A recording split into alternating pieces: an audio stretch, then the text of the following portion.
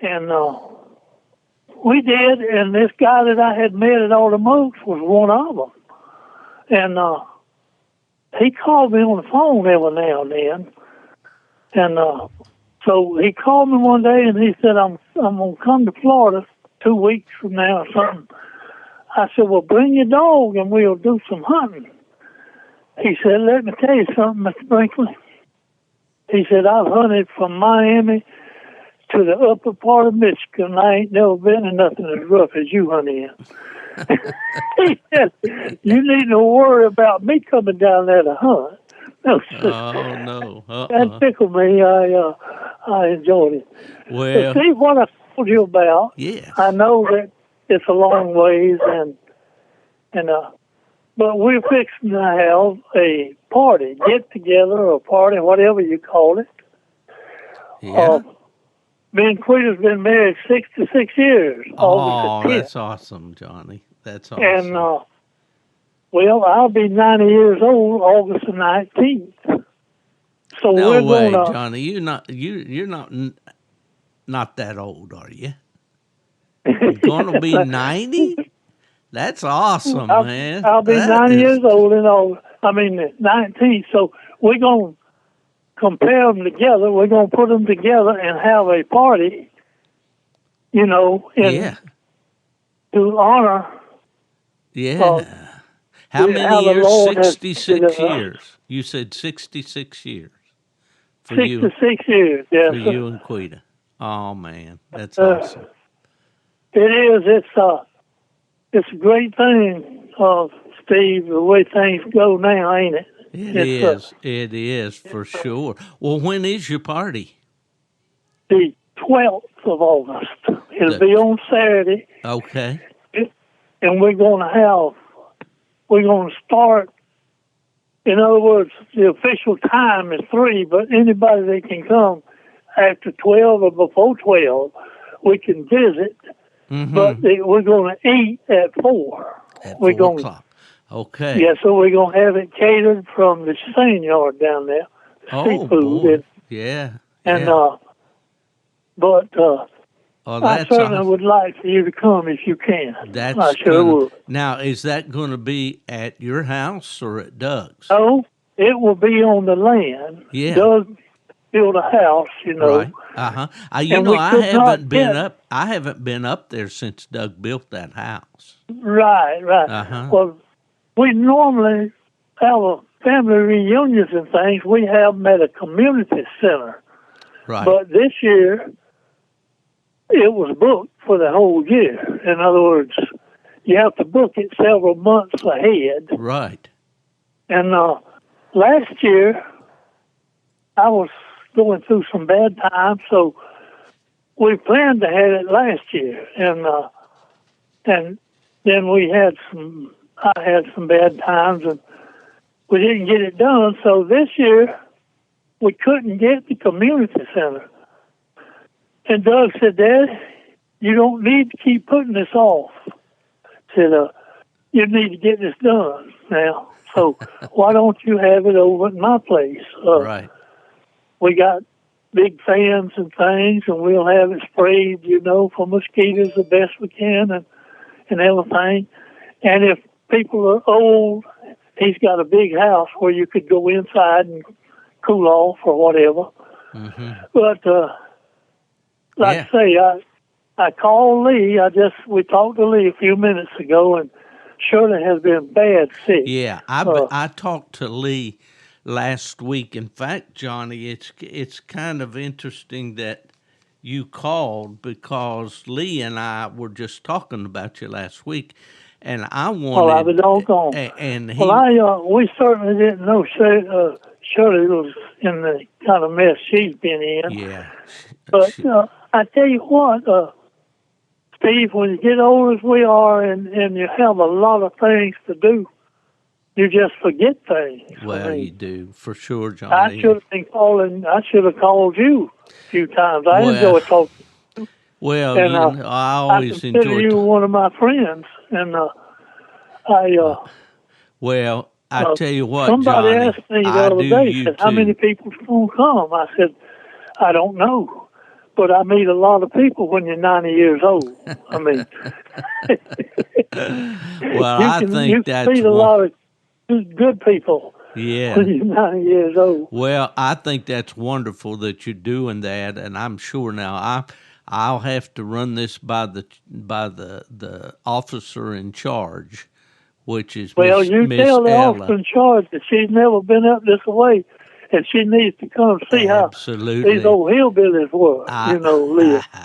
I know that she would really enjoy it, Johnny, and me too, for sure. So you put us down as coming, and you said on the 12th of August, right? On the 12th of August. Okay, at 4 o'clock is when you're going to eat. Yeah, well, it'll be here before 4, but yeah, that's when it officially gets going.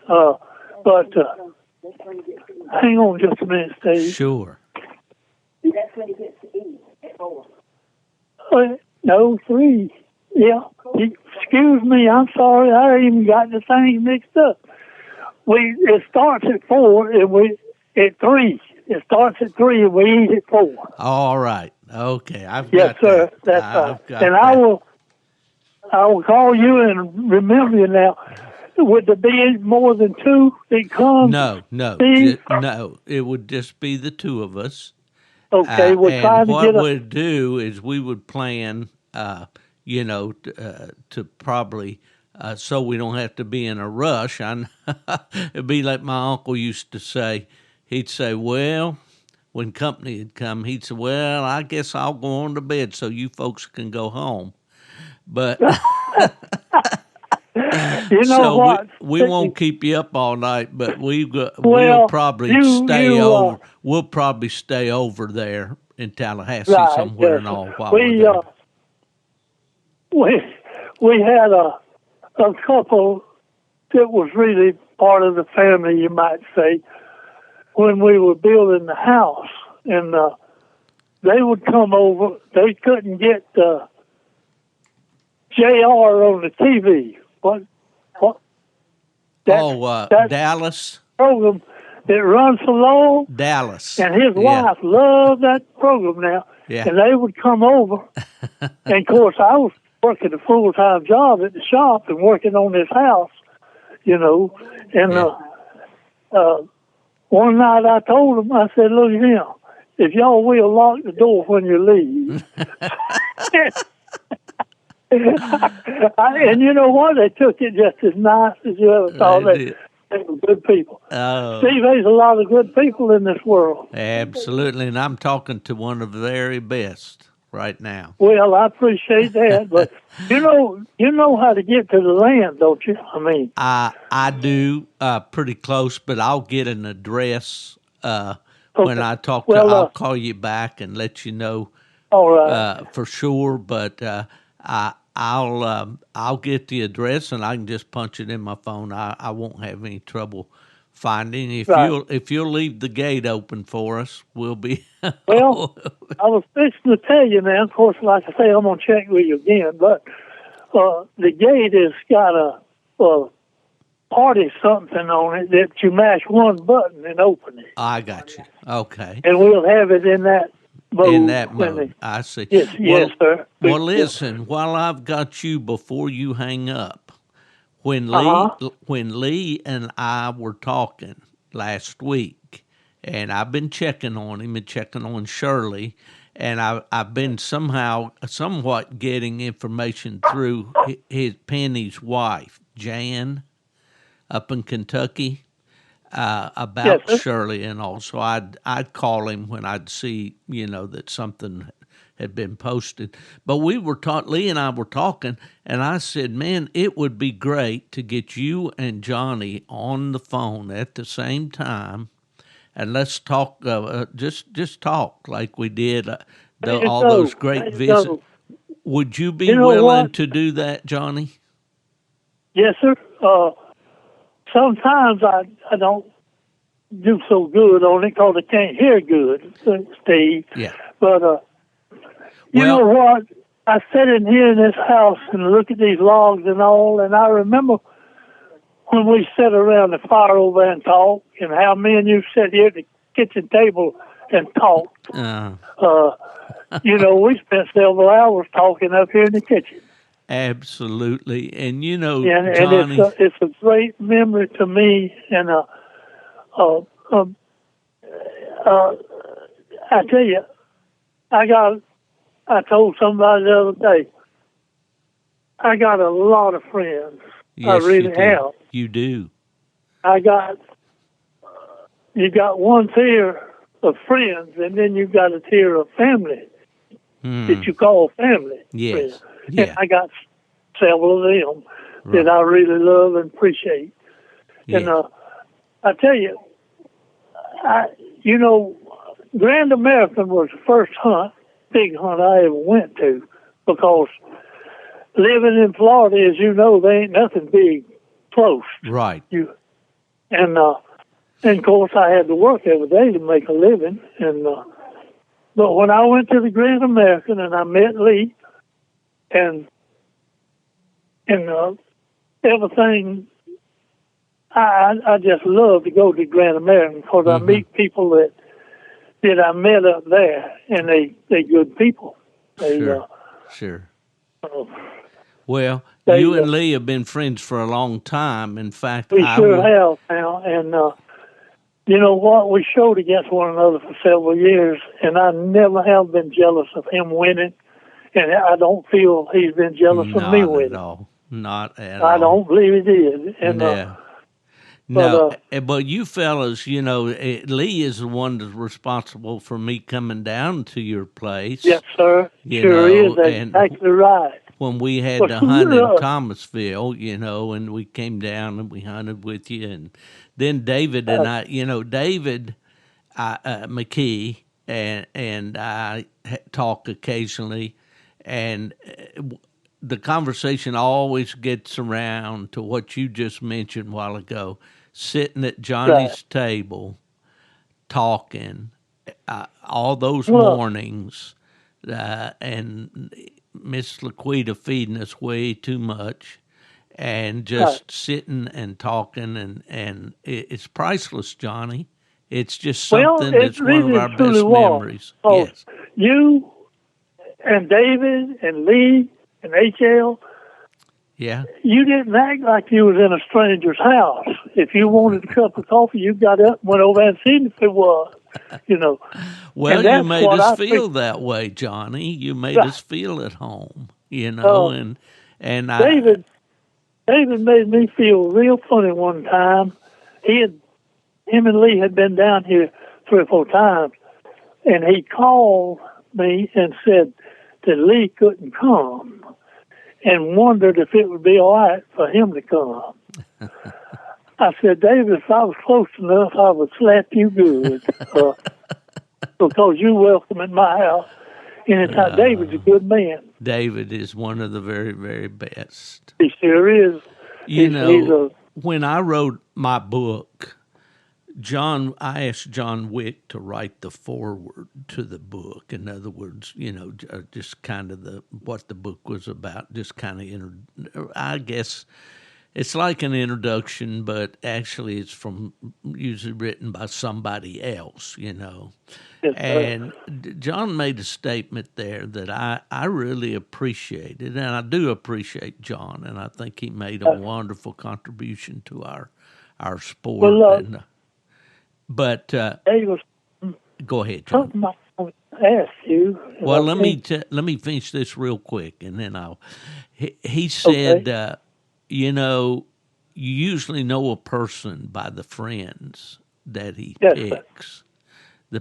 And like you said, there's friends, and then there's friends that are like family. Yes, sir. Absolutely. And I always considered you and Lee Currens and Nubbin Moore and Lindell Price, and I'm going to get in trouble because there's more that I meet. But I always considered you and David McKee, of course, as in that family category, That's exactly right. Well, do you remember, Steve, how many trips you made here to the house and went hunting? No, but I could probably go back and figure it up because I know we did the, well, it was after the Winter Classic, actually. It was when I started with AKC, I believe. No, I was with exactly PKC. Right. You stayed upstairs. Yeah. You stayed upstairs for a day or two writing the rules or something for AKC when you went to them. Yeah. Well, it's funny, Johnny. I don't know if you remember this or not. When I went to the AKC, they would have board meetings, and usually I would be on those board meetings from Raleigh, North Carolina to New York. It would be on a closed circuit TV type thing where we could see them and they could see us. It's kind of like a Zoom call, they call it now. But anyway, I was off down here doing, we had a hunt. I guess it was the hunt we started maybe after the Winter Classic left and went to Mississippi. But anyway, whatever the case, the first one of those calls that I participated in, I was sitting in a rocker on your front porch or in a lawn chair in your front porch that morning talking to the chairman of the board and the board members of American Kennel Club. And because they conferenced me in to that meeting. And I'll never forget that. That was the first one I attended, and I did it from the front porch right there in Tallahassee. That's great. That's great to remember that. And, yeah. Like I say, Steve, we sure want to do some talking when you get up here. Sure. Here's what I wanted. Lee and I were talking about. I do the podcast each week. I put out a recording each week of a conversation that I've had with somebody, and we just get on the phone or sometimes in person, and we sit and we talk for about an hour. Coon hunters can talk up an hour pretty quick. It don't take very long once the stories start. But I sure enjoy reading that about what you write there. I do. Well, Johnny, here's what Lee and I were talking about. I would like to call you when it's convenient for you and him and get both of you on the phone at the same time, and let's just talk for about an hour. Would you be willing to do that? Yes, sir, I sure would. Now, we need to wait till Shirley gets kind of straight. Well, I will be talking to Lee right regular, and when it looks like he's got time or he feels like doing, because at your party and all, we won't have time there. You'll be so busy with everybody and all that. So we'll need to do it on the phone. But I would love to do that, Johnny, and we've got a lot of memories to talk about. You've got so many good stories. Stories hunting with old DW and Spot and Charcoal and all those dogs that you've had down through the years, and I just would absolutely love to have that opportunity for the three of us to get together. I wish that we could have got together years ago when I had good dogs. I had good dogs, Steve. You always have had a coon dog every time I've been up there. I had good dogs, and of course, I had done got old when we got to hunting. But anyway, they bring your camera now because I want you to look over Doug's house. Oh, I've heard. That he built. Yeah. He cut the cypress logs out of the ponds and hauled them up to the headquarters, we call it, and sawed them. Anything that didn't have to be marked number 2, Uh-huh. He sold it himself. I you know. get you. It's a unique house, but I really like the way he. In other words, he thinks better than his daddy. Well, Doug is certainly a fine fella, and it'll be good to see him too. I want to ask you, is that old transmission table still sitting out there on the land? Yes, yes, sir. I think so. What you told me? How many transmissions did you rebuild on that table when you had your business? Oh my goodness, yeah. And I hate to. It was over say 3,000, wasn't it?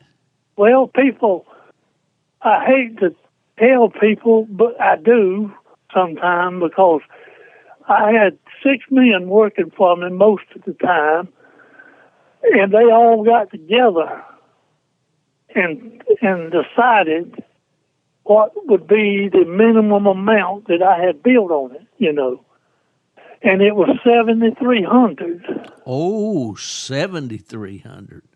7,300, yes, it was a minimum. Wow, that's amazing. But I tell you what, now when it got to where they were computer controlled, right, that messed my mind up.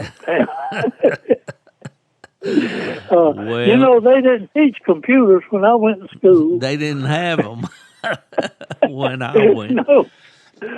But okay, all right. Steve, I'll get off and let you go. But now I'm still counting on you. All right, buddy.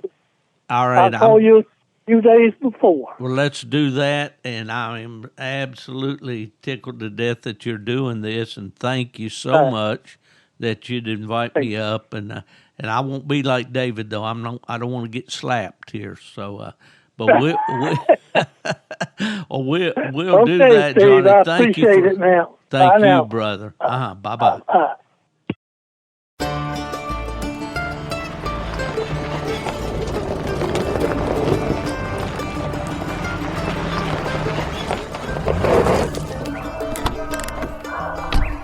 Where's Fielder? He's gone to the dogs. Well, it's my pleasure to welcome you once again to the Gone to the Dogs podcast. This is your host, Steve Fielder. The gentleman that you heard at the beginning of this podcast this week was my dear friend from Tallahassee, Florida, Johnny Brinkley. Johnny, as you know from our conversation, is nearing his 90th birthday. Johnny is a Southern gentleman par excellence. I never met a soul that when you mention Johnny Brinkley's name, there is an instant reaction, a smile on the face, and the accolades just begin to come forth about what a terrific guy he is. And as you heard Johnny talk, he's coming up on his 90th birthday, and he and his beautiful wife, Laquita, are also celebrating their 66th wedding anniversary in the month of August. So we want to certainly pass our congratulations on to them, and Ella and I will be attending that celebration. I'm looking forward to it so much. I kind of sneaked that one in on Johnny in a conversation that we had recently when he called to tell me about the upcoming party that they have planned. And I used that conversation to open our podcast today because I've long been planning to get Johnny and another longtime friend, Lee Currens, who has been on this podcast before and on other podcasts with me, the three of us together, to talk about the years that we spent together hunting in January at Johnny's place there in outside of Tallahassee, Florida. Several years ago, Johnny who had always participated in a lease there, which is the custom in the South to lease hunting property from the timber companies and so forth. But he made the move to purchase some land, several hundred acres, and he and his son Doug set about to construct I guess you'd call it a welded wire fence with steel posts. I think this wire's probably about, I know it's 8 feet tall, maybe 10 feet tall, and completely encompasses this piece of property, and which makes it great for coon hunting because the coons may be able to get in and out of it, but the dogs can't. And with the fear of highways and so forth, it just made a great place to hunt. And for several years, Lee and myself and H.L. Meyer from Georgia and David McKee from South Carolina, and occasionally others, Johnny's good friend Jake Lewis from down around Panama City way, Port St. Joe, Florida, would come up along with his son and friends. And we just had some wonderful hunts there each January in the week of the UKC Winter Classic. And later on, when I went with AKC and UKC moved out to Mississippi, we continued to do that that same week in January. So there's a lot of stories, a lot of memories, a lot of things to talk about that I think that you will enjoy. And so we're going to have Lee and Johnny on very soon. Unfortunately, Lee's wife, Shirley, has been facing some health issues, and so we want to make sure, and she is doing better. I was able to just talk to her yesterday, in fact. And so we're glad to hear that. And I'm going to have Lee and Johnny on at the same time, and it will be an episode that you'll enjoy, I promise you, because these are just two super guys with many, many years of experience. We always kid Lee because in latter years he's been known for his show dogs, but Lee was a very, very hard hunter back before health slowed him down, and has some great stories of hunting with some of the greats in the Walker breed, dogs like Merchant's Banjo and Boone Creek Mike and Gold Creek Mundo, and just so many dogs of history. And Johnny's breed, of course, was a black and tan for many, many years. And like a lot of us, he's owned some walkers as well. But just great stories to come, and just really, really looking forward to that podcast with Lee and Johnny coming up. It's going to be a little different this week. We've chosen to go back to the vault and pick up an episode that was one of the highest ranking episodes back in 22. In fact, in the period between January and July of 22, it was our third highest ranked episode. And that's going to be the episode that we'll replay for you here in a few minutes. The reason we're doing this is that vacations, and it seems like everybody I know that are young men right now, it seems like they're having babies. Jason Doobie, who with W's Hunting Supply, they just had a new baby. And my buddy Keston Jesse up in Virginia, that he and I have a dog in partnership, they just had a new baby. And just a lot of things going on in the summertime, and not much hunting. So we decided rather than to try to produce a brand new episode this week, we would just pull the one from the vault. What we're going to play was episode with Jim Wildman Meeks. It was episode 108 if you want to go back and check it. But that episode, believe it or not, in that when it ran, received 3,400 downloads. So people enjoyed that one very much. So I just wanted to mention that coming up, we'll be celebrating our 100th episode in August on the 28th, which will be the Monday before Autumn Oaks. And I will be at Autumn Oaks in the podcasting or media area in the headquarters building, and I hope you'll come by. I'll be doing like last year, where we'll be taking several 20-minute or so interviews with a lot of different people. And if you'd like to be on the podcast, come by and see me, and we'll howdy and shake and get you on the podcast.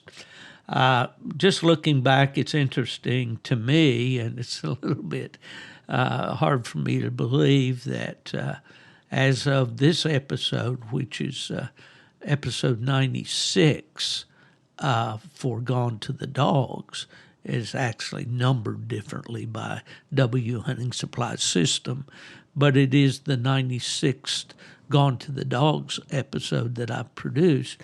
My podcasting experience started back in May 2nd of 2019 with the Houndsman XP podcast that I started along with Chris Powell, and we did 54 episodes together.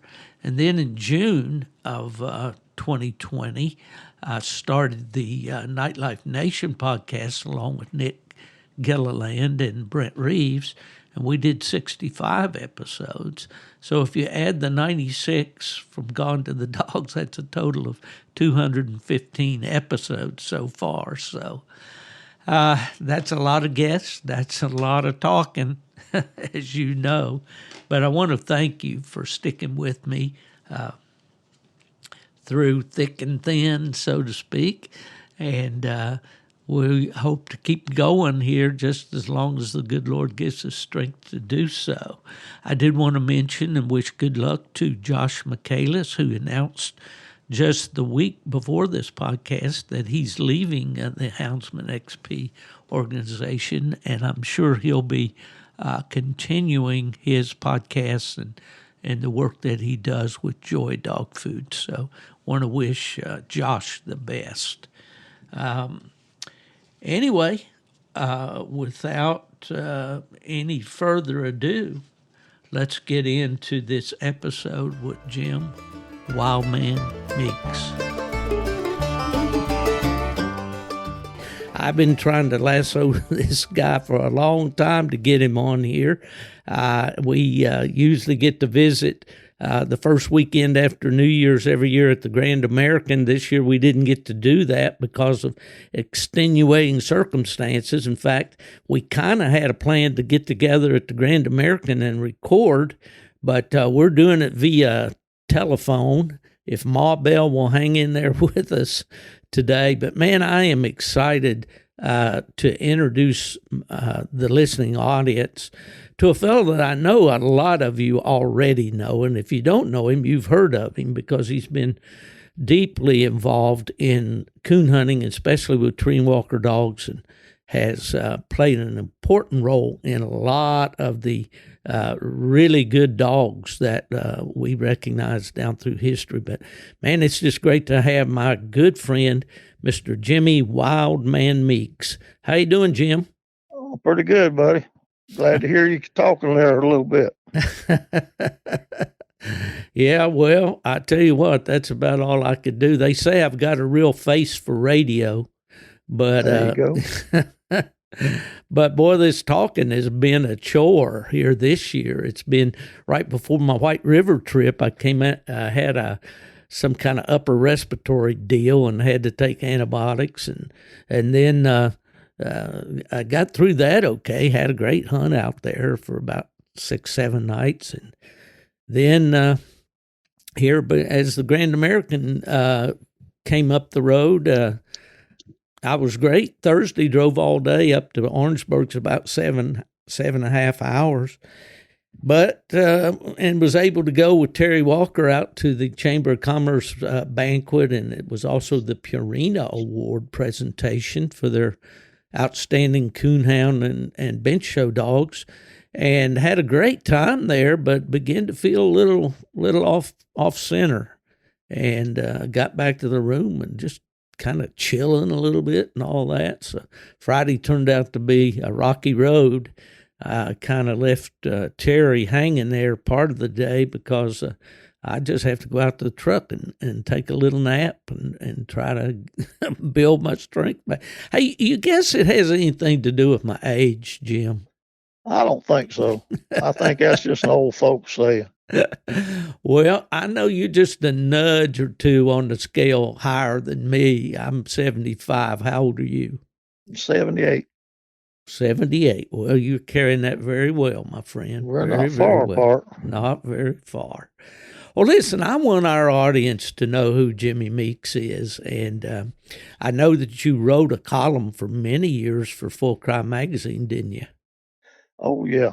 I started writing that back in the 70s. Yeah, man. And was that back when Seth Galt was the editor? No, Estelle Walker had when I first started. Oh, okay. Yeah. Seth, and I've been all the way down through the years. I see. Well, that's a name that Mrs. Walker, what a sweet lady she was, wasn't she? Yes, I thought the world of her. And she'd take the time to talk to you if you called her to. Oh, absolutely. And I remember my dad on 2 or 3 occasions down through the years had sent a little article in, and man, she'd send a letter back of appreciation. It sounded like a letter from home, something from a favorite aunt or something. She'd tell you about the crops and or the garden and everything. Just such a personable, sweet lady. And she acted like you was doing her a favor by sending a column in instead of her doing you one. Yeah. Yeah. Well, times have changed, haven't they, in the way people look at things like that. But, yeah. And I can't say enough about Terry Walker. I do write for him in American Cooner Magazine, and he has been an awesome guy to work with, and he's a good, dear friend of mine. And it's always good to see him, and I did see him at the Grand American. But, just for those that like the history of our sport, you can't mention, the magazines without mentioning Mrs. Walker there in Sedalia, Missouri. And I was fortunate to go out there one time, and we had, I think it was Redbone Days there. But at any rate, I didn't mean to chase that rabbit down that path, but we got that tree shine. Now we need to move on a little bit. Hey, I want you to tell our listeners who Jimmy Meeks is, where he comes from, how he got involved in this craziness that we call coon hunting. Well, I was born in Charlotte, North Carolina, 78 years ago. And I was a city boy, but I was always hunting or fishing or wallering in the creek or something or other. And this old guy that possum hunted, he worked at a trucking company where my daddy worked. He worked in the tire shop. And he had a son my age, and he had a son my brother's age. And sometimes they'd come over and we'd play ball and all, and they was talking about hunting. That's all they talked about. So I finally talked my daddy and let me go. And the first night we went, we didn't tree no possums. They run a fox most of the night, froze to death. And the next time we went, we caught a possum, and I was just thrilled to death. I thought he was dead. I wanted him to give him to me, and he told me just leave him in that bag. After a while, he opened that sack up, and he's sitting there grinning. I seen what he meant then. But we didn't have deer back then. We possum hunted, rabbit hunted the same dog. And they'd tree a squirrel, and we'd rabbit hunting sometime in the daytime. And I just got to doing that, and I just fell in love with tree dogs. And hunting anything actually. And over a period of time, we got to getting a coon or two around Charlotte. And most of the way we got them, we bought them through the wildlife department. We'd buy them from the trappers down at the ocean and turn them loose. And the wildlife department would pay us half of what we paid for them. And we got to getting dogs that tree a coon, but they still tree possums. We'd run a coon on the river down there where the Charlotte Motor Speedway is now. They'd run a coon in there for 20 or 30 minutes and make a loss and sit down and tree. Go in there and they'd have a little old 5-pound possum. Well, they weren't doing wrong because we shot possums out to them. Yeah. And when we finally got enough coons that we could tree coons regular, we just quit shooting the possums out. And that's how we got into coon hunting. And I hunted with a lot of guys back then that had some real dogs. Back then, people walk hunted their dogs. You walked a big circle. You hunted away from the truck and hunted around back to the truck. And you probably couldn't have gave one of these wide hunting dogs that they got now. You couldn't have given them away. Right. We had plenty of places to hunt. We just didn't have no way to get around and no way to find a dog. Right. And so I got in with A.J. Wright down in Marshall, North Carolina, and he was hunting gray dogs. He had an old black dog called Ugly, and I know you remember Jimmy Carpenter. Oh, sure. I sure Well, Jimmy Carpenter hunted with him a many a night. If he was still living, he could tell you. He called that little dog Ugly, and he was a powerhouse. And everybody bred to him, but I don't think he ever threw the tree dog. And at one time, he bet Red Dole $1,000 that Ugly could beat Bally, Merchant's Bally, and he would hunt on Red's land and let him furnish the judge. But of course, Red wouldn't do it, and he couldn't win because this little dog would have beat him. You know, that would have been the greatest thing in the world. And if he'd have beat the little dog, well, he's supposed to. He's the world champion. Right. But that was like some of these one-on-one things they're blowing up nowadays. You know, I got the greatest and all that. But the little Ugly dog, he was a super nice dog. Well, A.J. Wright got a pup off of Touch Tilly and Houses Bally, and he called her Wright Sue. And the stock of dogs I got goes back to that. And several times. And of course, giving credit where it's due, my dogs went back to Sailor Jr.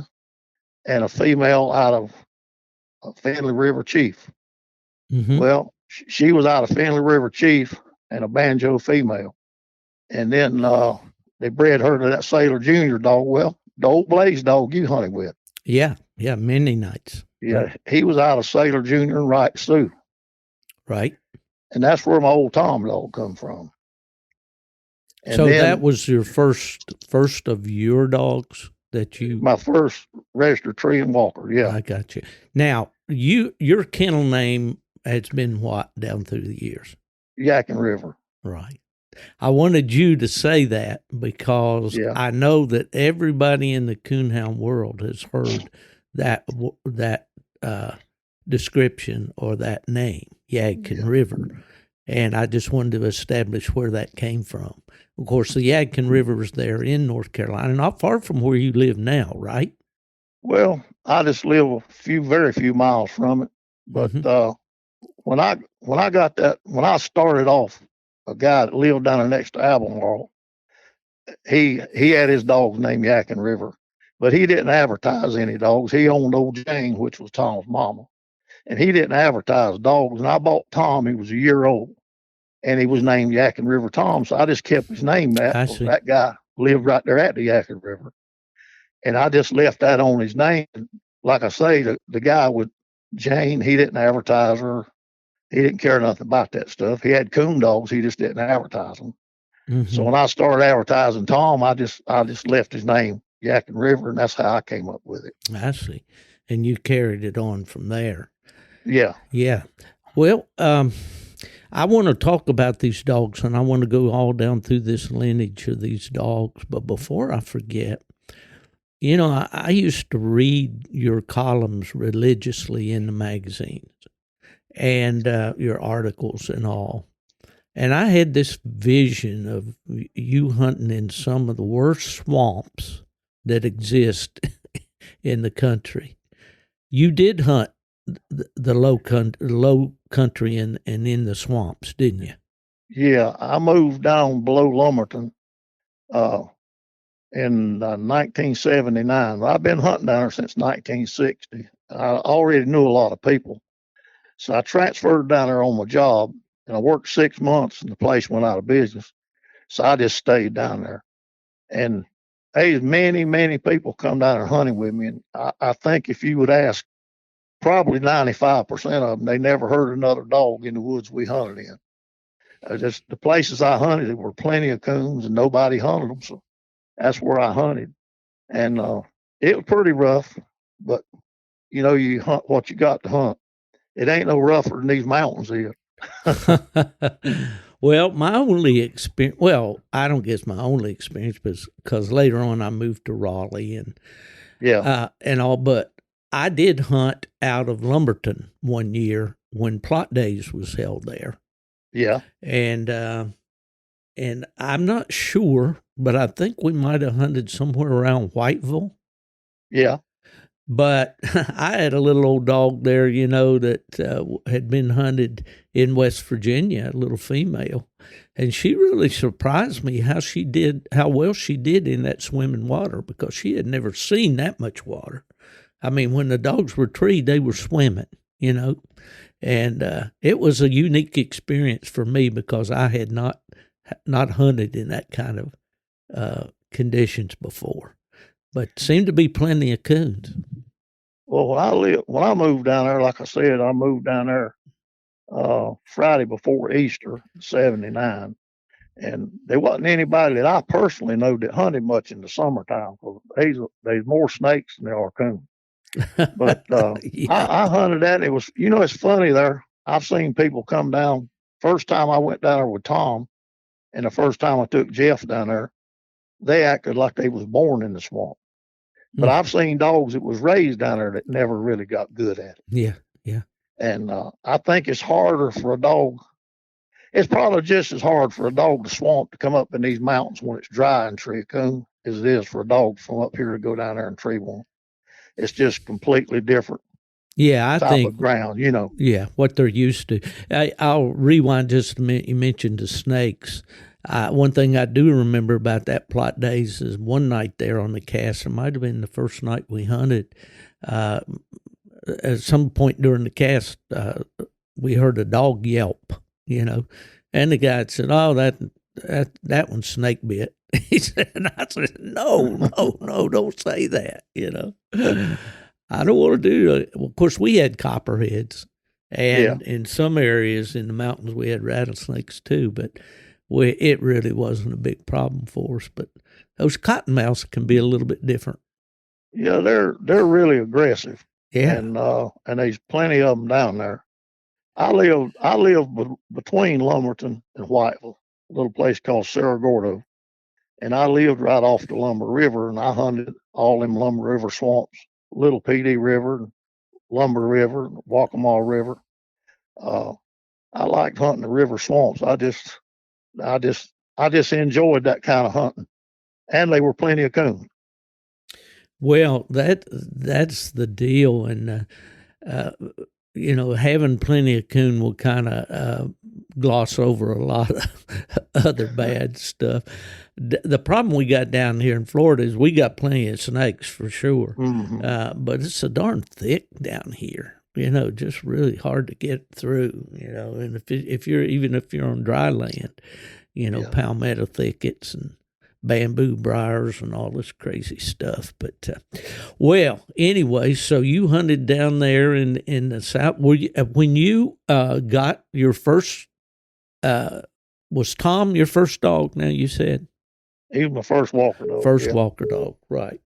When I hunted with Tom's mama and his daddy. In fact, I was supposed to got the first chance at Old Blaze, and then Leo called me and told me he had him. But I hunted with Toots Tilly, and I hunted with her litter mates.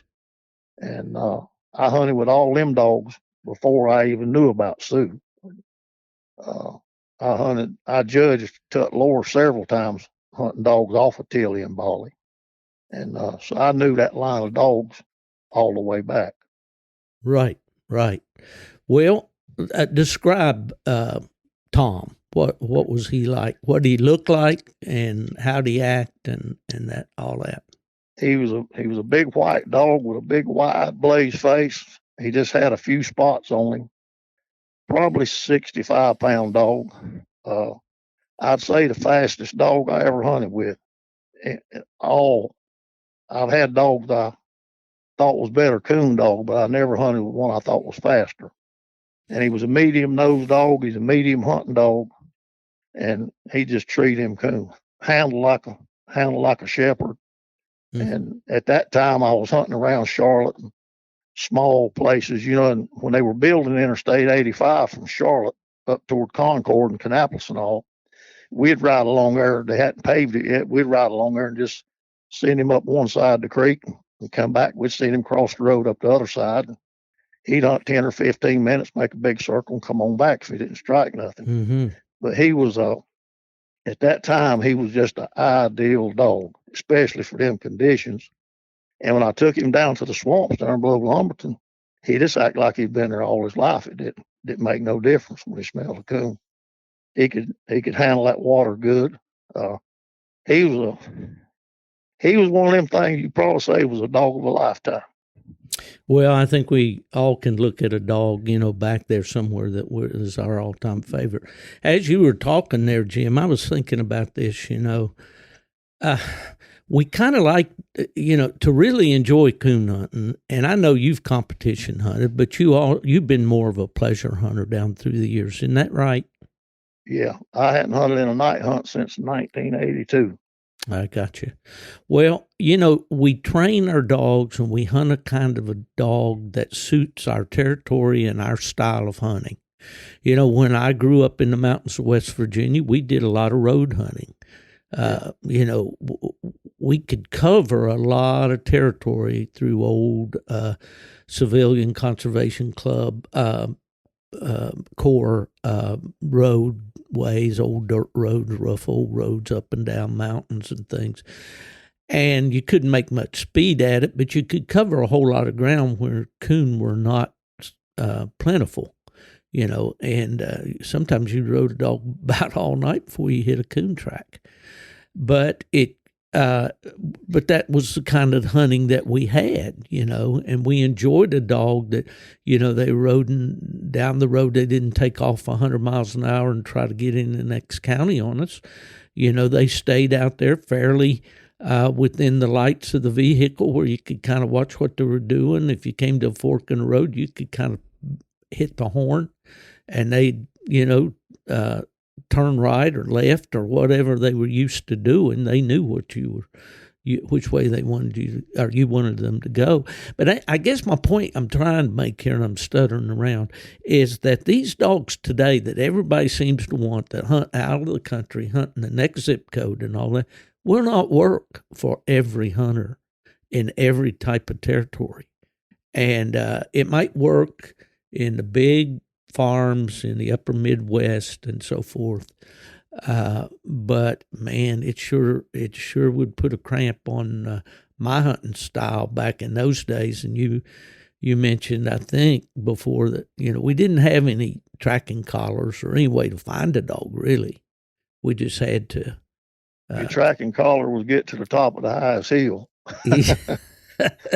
That was it. That was it, buddy. Well, when I lived in the swamp country, we had before I moved up here, I belonged to one club. It was 9,200 acres of river bottom. And I belonged to 2 or 3 different clubs. Plus I had private land. When I lived down around Orem, I had a lot of private. And the dogs I had then, they didn't come back much, and they were wide hunters. I mean, they hunted wide, but it wasn't that they were such a wide hunter. They hunted it. They didn't just leave and go 2 miles. They hunted it out good, but they had plenty of coon. They didn't have to go wide. I hear these guys talking about, see them on the internet and all, talking about, yeah, we turn loose and they treat a coon at 1.8 miles in 2 minutes. I said, ain't no dog run no mile in 2 minutes hunting. And the other thing, if he keeps trailing at 1.2 miles, why don't you go over there and turn the dog loose where all the coons is? I want him to hunt over here where I'm at. I'll carry him over there after a while. That's right. That's for sure. And we beat that horse to death on these podcasts, I think, different ones and stuff. But no, I agree with you wholeheartedly. And I just don't see them being able to survive as hunting lands become more more difficult to find, for sure. Back home, we'd turn the dog, we called it turn him up the hollow, and he might hunt that hollow all the way out to the head, all the way, and where it climbed the mountain. And then make him a circle and come back. That was the ideal kind of hunting dog where we lived. Did you ever notice when you was coming back we hunted out of a car when we finally got something to ride in, we just throwed them in the trunk of the car. Mm-hmm. But did you ever notice when you're heading back to the car, they never struck going back toward the car? They always struck going away from the car. Yeah. I don't know why that was. Yeah, but that's no, true. I think anybody, if they got the kind of hunting, they need a dog that hunts that way. I went up and hunted up in Ohio and up in there a little bit back in the 70s. And a lot of that up there is big open places with small patches of woods. Right. Now, eastern Ohio is plenty of timber, Mm-hmm. But I noticed you take dogs out of this big woods down here, you turn them loose in the woods, they hunt the woods. You turn them loose up there, and it's a quarter mile across this field to the first hedgerow. Well, them dogs up there that's raised in it, they just go like across a bullet. Yeah. Well, these dogs up here, now they might follow that dog across there, but if you don't turn them loose with that dog, well, they'll run out there 200 or 300 yards and come back. They expecting, they ain't no woods. They expect you to come home or something. Yeah. Yeah, put it me makes in a the difference. woods. Stuff. Yeah, it does. What they're accustomed to, I mentioned in my podcast last week when I was talking about the plot dogs that my dad and I had down through the years, a little dog called Pee Wee, and he just, I don't know, he just got used to it hunting up there in Michigan. You could stop along the road and the woods would be a quarter mile back there or more. And when you unsnapped him, he was off like a rocket, and he would be struck in that woods before you could believe it. He'd be back in there. And then when you'd go to the tree and pull him off the tree, he'd stand there and pee for, seemed like 15 minutes because he wouldn't stop. He didn't have time. He didn't have time. He had to get to that woods. He cracked me up, and I don't know where he learned that, but I guess he just kept looking. I guess if you turned him loose in the desert, he'd still be going looking for that woods. Well, that's great. Well, let's go back on these Yadkin River dogs because there's some pretty famous dogs there, and there's also a connection to some more. So we got Tom, and what'd you do with him? Okay, well, I bred Tom to a female out of Banjo too. This is giving credit where it goes. John Monroe and Joe House and all them, they had a lot to do with it. Probably everything is around now. But I bred him to a female out of Banjo too, and that's where Jeff's mother come from. I got her as a stud fee pup, let Kyle Chase have her. Well, she made a real dog when he got ready to breed her. AJ had bred Sue to Sailor Jr. again, and he had a dog called Pistol Pete. It was a full brother to Blaze, just a different litter. And I took him down there and bred her, in fact, and that's where Jeff come from. And that was a real good Yadkin River Jeff. Yeah. Okay. And Kyle raised him up and trained him, and I got him from him. He was close to 2-year-old. I sold him Tom, and I got Jeff. And I had Jeff probably a year or more before I moved down to the swamp country. But Jeff was out of Pistol Pete. Like I said, Pistol Pete was a full brother to Blaze, just a different litter. Now, let me interrupt you. These dogs had a lot of Sailor Boy breeding in them, right? Oh, yeah. And they looked it in their heads. At least the Blaze dog did. Yeah. Did the Pete dog also? I don't recall seeing Pete. Well, I tell you how this stuff went. AJ, he was a building contractor. When they got ready to breed Sue, he went on a trip. And he hunted with Johnson's Banjo, Banjo 2, Deep River Mike, Katie's Rowdy, Sailor Junior, Sailor Son.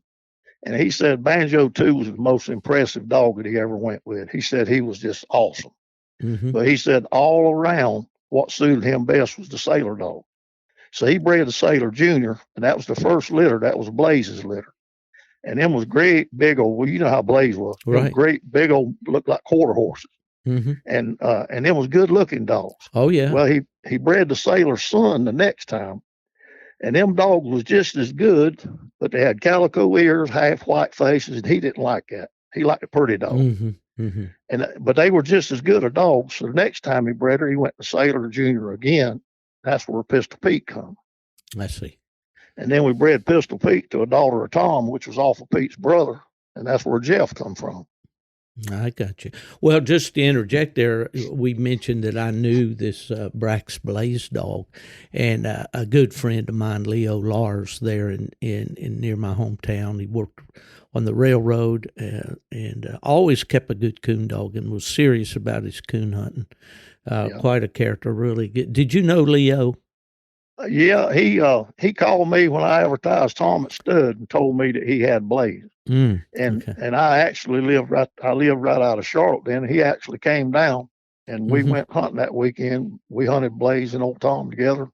Had a real hunt. Nice gentleman. Big old rascal. Yeah, big fella. You wouldn't believe he'd get up and down them mountains like I know it. I know it. And he was a joker too, boy. Yeah. I mean, he loved a good laugh, and I always had a bunch of stories. I've told some of his stories on this podcast, but yeah, there again, you know, a dear friend that I enjoyed hunting with so much has gone on, and but yeah, I was fortunate, and he used to tell a story about old Blaze. Blaze was a sit-down tree dog, and when he'd tree, he'd bounce those front feet. And there was a fellow named Elwood Ferguson down around Charlottesville, Virginia, that Leo hunted with. And Elwood Ferguson. Yeah. Yeah, I knew Elwood good. Yeah. And he would tell Leo, he said, "We got to go. Old Blaze is stomping his feet." But yeah, those are great memories right there. Okay, describe Jeff. Jeff he was probably 80 pounds. He was a big muscle up dog. He was a good looking dog, had that wide Blaze face just like Tom. Mm-hmm. And he had, you know, when you remember things, you'll say, well, this dog was better than this and better than that, but you got to have them together to really know. But he was the loudest dog that I ever had. And he would literally, when they were in there deep, you'd be going to him, and all of a sudden you start hearing little noises. Then when you get closer, well, there's dogs. And then it dawned on you there was other dogs there. Mm-hmm. But he was literally a drowned out tree dog. But his biggest thing, he was a one bark tree dog. When he located, he was treed. He was accurate, but regardless, when he located, it was over right there. And I remember A.J. Wright told a lot of people, what people miss about Jeff is they hear him tree and hear all that mouth, and they don't pay attention. But when he struck a track, he was just like following a white line down the middle of the highway. When he struck a track, cold or hot, he just take a track out of here and tree it just easy. It was easy to him. And he was a super good water dog. But he was he didn't have but I think 300 and something puppies. But you look at all the big name dogs that ain't far off from him. You know, that dog, he produced some dogs that really reproduced. But he died when he's 7-year-old of cancer. If he'd lived till he's 10 or 11, he might not have ever done any more, but I'd like to think he would have. You know, as you're talking about Jeff, and I hunted with several of those dogs of that breeding, you know, offspring down and all, and I'm just reminded, you know, my mind's eye takes me back to a foggy night, you know, cutting a big old muscled up walker dog, Blaze face, big rascal, cut him loose into the dark. Sitting there and listen a little bit and hear that mouth come open and that, you know, and drive that track through the country and come locate. Now, man, right there, I couldn't put a price on that, what it means to me as a coon hunter, and I think any coon hunter that's ever experienced that will say that's why we do what we do, just to be able to hunt dogs like that. And I don't want to be critical of any man's dog, and whatever suits him is fine with me, but I hear a lot of dogs today. They make a lot of racket, but they're not pleasurable to listen to. I hear a lot of dogs today that, and I'm just like you're talking about. I'm not naming any breeds or anything because there's some in everything. But I hear a lot of dogs today that sound more like a pack of fox dogs than they do coon dogs. When I think of a coon dog, I'm thinking, don't matter to me if he's chop or ball or whatever, but I'm thinking a big, heavy mouth dog. And when I hear them yippy mouth dogs, I'm thinking a fox dog. Yeah, well, that's true. That's true. I know we had a friend up in, the late Wayne Cottle from Kentucky that was so active with Kentucky Houndsman. He would come up and hunt with a fellow named Denny Raymer up there in northern Indiana. And Denny had a dog, and I think it may have come down out of Lipper. Wayne, I think at one time had that Arkansas River crank dog. I believe it was a Lipper bred dog. But this dog of Denny's, when he'd come on a tree, it just sounded for the world like a pack of coyotes. and we would kid him no end, but yeah, I guess, whatever turns you on, but if you can have what you want, as far as I'm concerned. Go ahead. Did you ever hear Wayne locate and sit down tree? Yeah. He told me several times he got there doing that, and people come around there to see what dog it was a tree. And I don't doubt it. We was at the World Hunt, and he sounded more like a dog than a dog did. Oh, yeah, he was good at it. And there's another fellow that's good at that, too. They call him Rambo. He's out around Benton, Kentucky, out there around where they held the PKC World Hunt. He'd locate and come trees like that, too. Yeah, well, I know years ago when I'd be on the phone and probably in the office at UKC and talking, and I'd describe a hunt we had the night before, and I'd give a locate and come treat on the phone, and the girls in the office look at me like, what in the world are you doing? All right, so we got Jeff is out of Tom. Right. And you said Jeff died when he was... No, Jeff's mama was out of Tom. Oh, okay. Okay. And Jeff's daddy and Tom's daddy were brothers. Okay, that's right. Okay, and Jeff died at 7 years old, you said? Yeah. Cancer. Yeah. Yeah.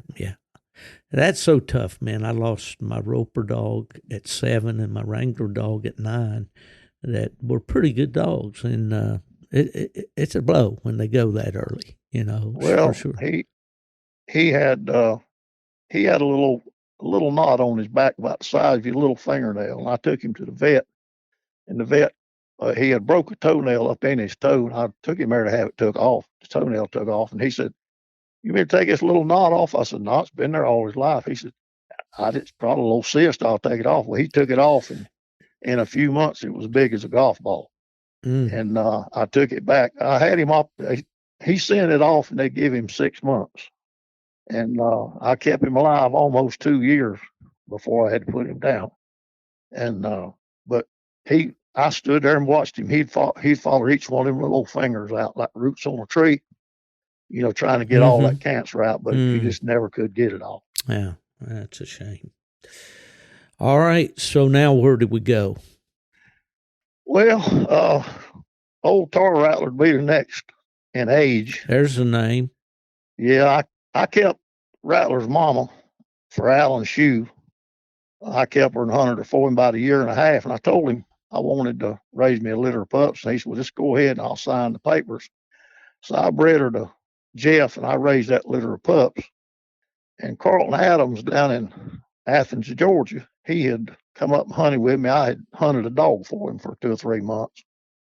And he hunted with Peggy and Jeff.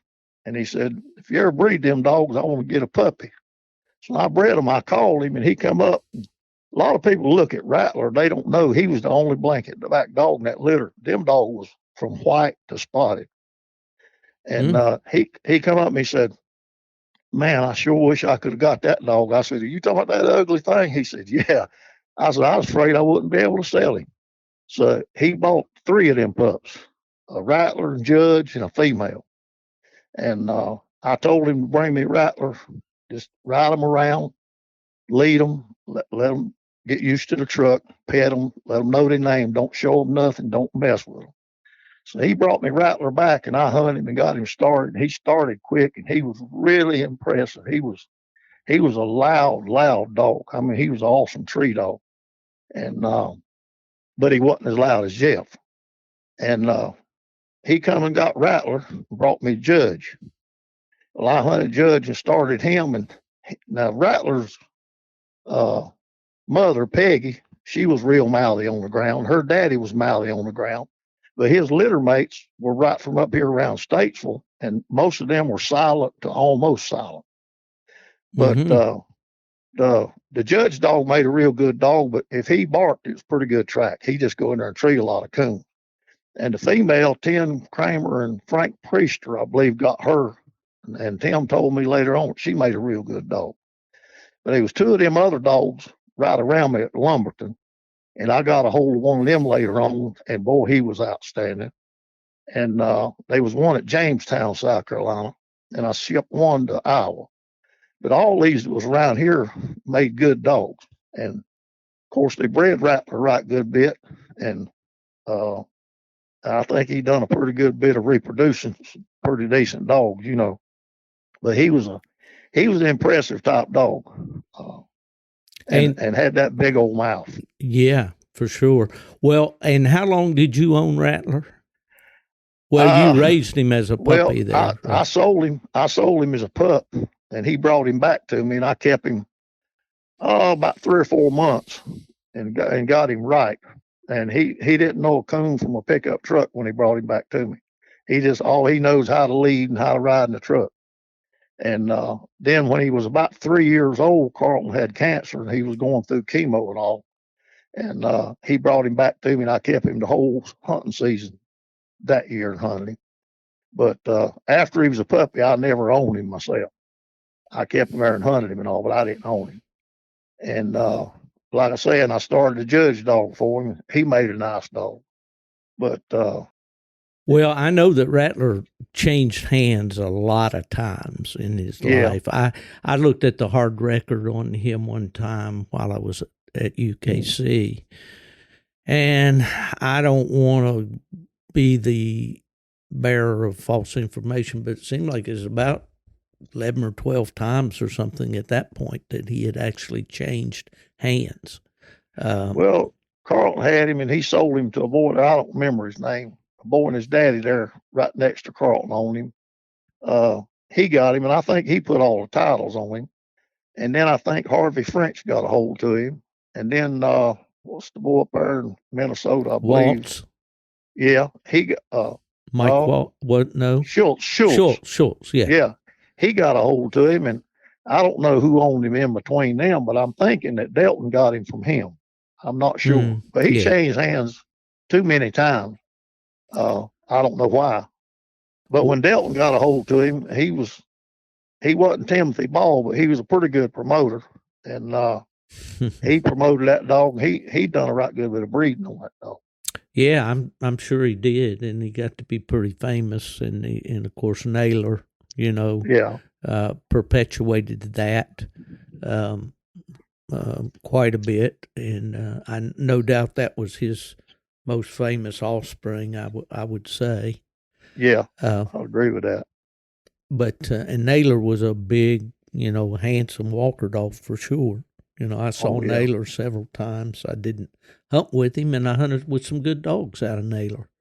Yeah. And, when you got a stud dog that's bred so much to so many different females, you're bound to have pups all across the spectrum, Oh, yeah. And, people breed good dogs to them, and you get good pups, and people breed sorry dogs because they can sell pups. Yeah. So it ain't all his fault, and he don't get all the glory either. It's funny. When the pups are good, it's always the stud dog's good pups. If they ain't no good, they blame it on the female. And a lot of times it's the opposite way around. Yeah. I like the good female myself. Well, I think most knowledgeable hunters will say that, and you hear this a lot more in some of the experiences that I've had with these podcasts and on listening to guys say, "Well, I want females, I want good females," and then I've got the choice of what stud dog I want to breed to, Yeah. and to me that's pretty smart. Um, I've been up and down on whether I like, just as far as hunting. I've never been a big breeder, but sometimes I'd get on the stretch I wanted to hunt male dogs, and Yeah. then I'd get on another stretch that I'd think a female was all I wanted. But usually those females would do me wrong when it came time for plot days or whatever. They'd come in the heat and I'd be Perfect timing. Yeah, for sure. Yeah. All right, so out of Jeff, then what do we do? Champ come along, and Champ was off of a Grandpapa Flag. They bred a female out of Flag to a dog they called Sundown Hank. Beller had the dog, and he sold it to a guy up there next to Raleigh. I can't think of his name, but V.L. Whitson on Mindy, and he bred her to that Sundown Hank dog, and he got Champ's mama. Would that Jill. by chance have been Brian Perry up there? No, it wasn't okay. Brian. I can't think of his name, but Okay. he won a lot with that dog.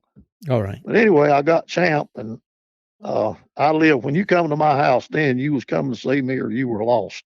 I lived at the end. When you passed my house, it was swamp everywhere. And I let my dogs run loose with a little old beagle. When they started treeing, I'd put them up, start hunting them. But when Champ was just a little old puppy, Gene Tyree and Bill Miller and some of them come down there. They was beans out there about waist high. And them dogs was running a rabbit, and we was waiting on dark. And they said, "What's that?" I said, "That's my puppies." A little bit them 2, 7, 8-month-old puppies walked in. That one kept running. They was bragging about how tough he was. A little bit he quit. A little bit he come out of the beans. They said, "Well, what's that?" I said, "That's that dog running that rabbit." They just couldn't believe it. He was just ungodly. It was unreal how tough he was when he was young. We'd catch cats and possums and turn them loose, and we'd turn 4 or 5 puppies loose, and they'd be running crazy, and he'd just go right there and tree it. Didn't matter what they did, he'd sit there and tree. And when I knew he was going to be good, it was running rabbits with them dogs one day, and he fell out of a rabbit race and treed a squirrel and held it while they was running that rabbit. And I said, "Well, that's pretty good there." And he quit running rabbits too. But he was, I tell you what, when he started off, he had a little old yippy mouth that sounded like a feist. And people say, "Well, why you keep that dog and get rid of them big mouth pups?" I said, "Because this thing trees coons." And when he was about 12 or 13 months old, his mouth changed over, and ain't nothing living could drown him out. I mean, he was chopped mouth all the way, but he had a tremendous mouth. And probably, well, I know he's the best water dog I ever hunted with, and I'd say he's the best coon dog I ever hunted with, all around.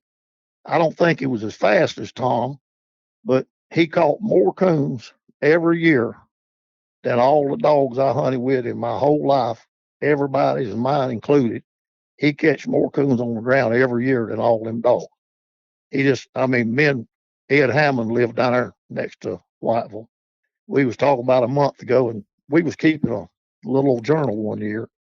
And like in February, he caught over 30 coons that we went out there and found. And if he caught them very far in there, we wouldn't even go in there because he wouldn't show them to you. If he was very far off, just I would leave him alone. But that one year we caught over 30 in like a month there. We picked up the coons, carried them to the truck. Now, he was an open trailer. Yeah, he barked every breath. People say, "How you know when he's treed?" I said, "Hey, probably tell him when he's treed." But now we had Kent Spencer. You know Mike Gates, don't you? Yes. Uh-huh. Kent Spencer, Mike Gates, and McDonald boy that come down from Canada with Mike. I can't think of his name. Anyway, Kent Spencer brought them down, and we had 6 or 8 more people with us. We cut Champ out by himself. It was a deep swamp. It wasn't wide, but it was deep. He went and struck, and he was just driving. He was in probably 4 foot of water, and he was just every breath. And what he'd do when he got getting body scent, he quit tracking. He'd go to running body scent. And he went to cutting back on his barking. And one of them boys said, well, he's cutting the radar on. And Mike said, what are you talking about? I said, he's fixing to catch that coon. He said, is that right? I said, yeah, about the time he quit barking. Mike says, what's he done now? I said, he's caught that coon. He said, man, I don't want to hear that BS. I've heard that. I said, pull your boots up, Jack. We went out there and he had about a 12-pound bull coon killed. Never made a sound. I'd say you wouldn't hear 5% to 10% of the coons he caught. You'd never hear him make a sound. He just killed them. I mean, just bam. And but he thought we were just cutting up. But I mean, I had him one night catch 3. I had company 2 or 3 times. He'd catch 2. And but that was unusual. Now, most time he'd catch 1, or most time he didn't catch nothing.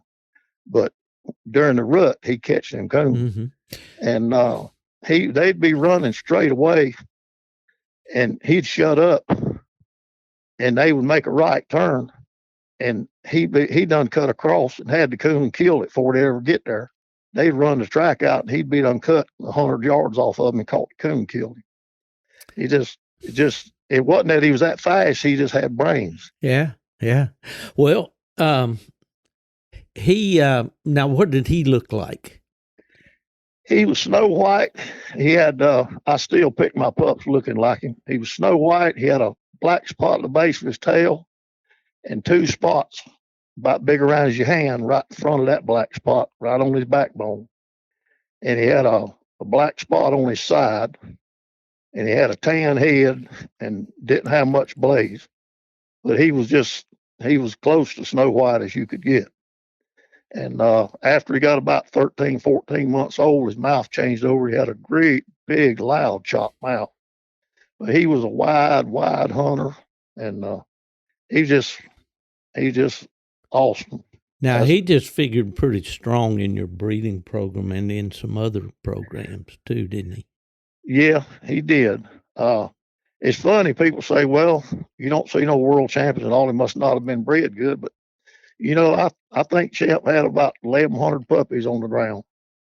And the way them puppies got there is when people would come to breed to Jeff, Champ was a little old puppy, and I'd turn him loose. Well, he just split treeing all over the swamp. So when he got old enough to breed, they would come back and breed to him. And then when they'd come to breed to him, I had Chico. He was 5, 6 months old. He just treeing coons all around him, split treeing. And then when he got old enough to breed, they started coming breeding to him. And it was word of mouth. And most of the time, it was just people that coon hunted. They wasn't a whole lot of them made it in the great big world. Might not have been good enough to, but they made pretty good tree dog and coon dog. Well, I'd say for sure. Now, all right. Well, let's go ahead and run out this your own personal dogs, and then let's talk about how they played a role in some other famous dogs. Now, you said, okay, Champ, how long did he live? Champ, I put him down Saturday before Christmas, and he'd have been 15 that April. I see. He just had arthritis. He couldn't get up and down. Yeah, for sure. Now, did he sire Chico? No, he sired Chico's mama. Okay. Chico's mama and Nathan Ed, Zip, female. Yeah. There's a bunch of them dogs was off of him and Shaw's Judy. Now, what a lot of people don't look at this, Shaw's Judy's granddaddy was a littermate brother to Pistol Pete and a full brother to Tom's daddy.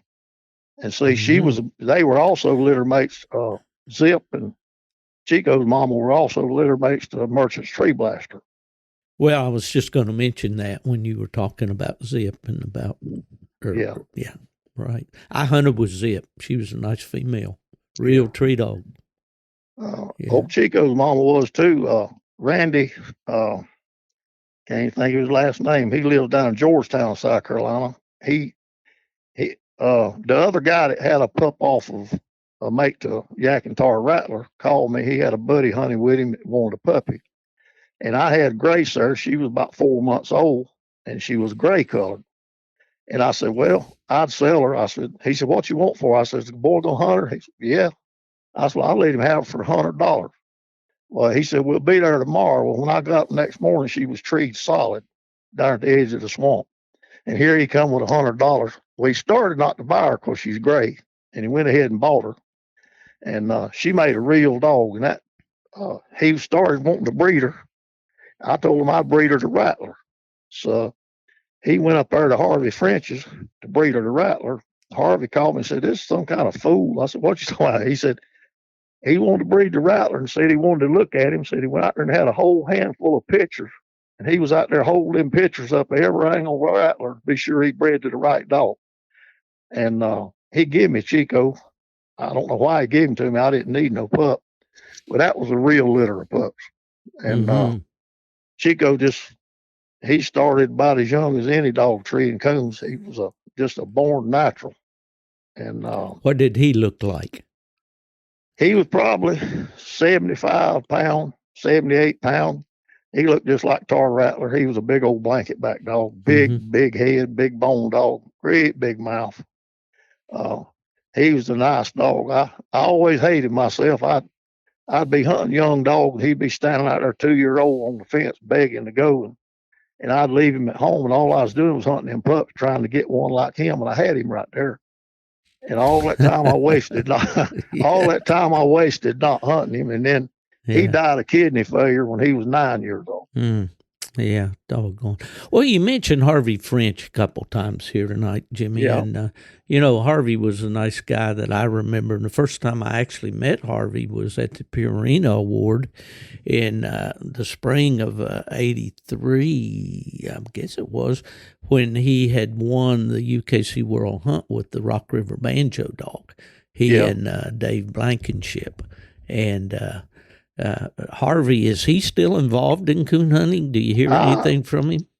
I don't know, really. Last I heard from him, he had Tar Rattler there, and he had I forgot what the female was, but when them dogs left, I ain't heard from him since, and that's been years ago. Right. Well, okay, so how did the Yadkin River dogs figure in the background of the Rock River Sackett Jr. dog?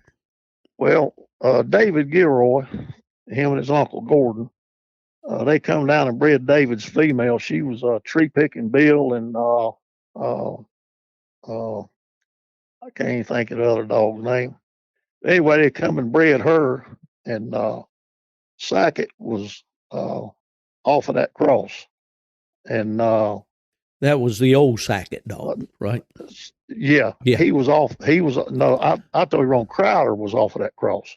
Yeah. Crowder and Southern Sound Jake. Well, they bred Crowder to a female out of Champ, and that's where the old Sackett dog comes from. Right. And that was Sackett Jr.'s daddy. Yeah, I had the privilege of hunting a night or maybe two with Frank and old Sackett, and saw for sure that he was a coon treer. And it was kind of a interesting hunt. Alan Snedeker and Frank and I turned 3 dogs loose. They got a 3-way split right off the snap, and those guys each had a coon, and I had a den, a little female I was hunting, and so then Alan's dog got deep through the country. I said, Alan, I'll go get him. And Frank said, well, while you guys are doing that, I'm going to hunt through this section. And, of course, when we went around and picked him up, he had 3 coons in his coat. But it's always fun when you go hunting with Frank. Yeah. That's for sure. Before I get through this, I want to give another boy credit. James Shaw lives at Evergreen, North Carolina, and he had the Shaw's Judy dog. He hunted Peggy when I kept her for Alan. He hunted her all the time, and he bred her to Jeff. And that's where Tree Talking Crockett, the daddy to the Cracker dog, $7 Cracker.